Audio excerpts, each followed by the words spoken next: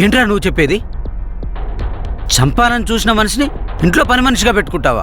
ఈమె ఎవరో నాకు తెలీదు, నేనెవరో ఈమెకు తెలీదు, కానీ నన్ను చంపాలని చూస్తుంది. దేనికోసం?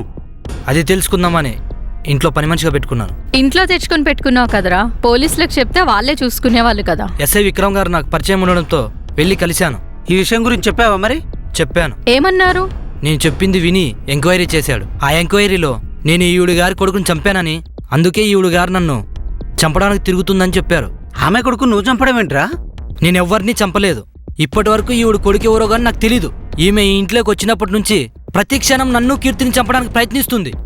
చంపటానికి చూస్తుందా? నేనెవరిని చంపాలని చూడలేదు. టీలో విషయం కలిపి చంపాలని చూడలేదు. టీలో విషం కలపడం ఏంట్రా? టీలో విషం కలిపిందా?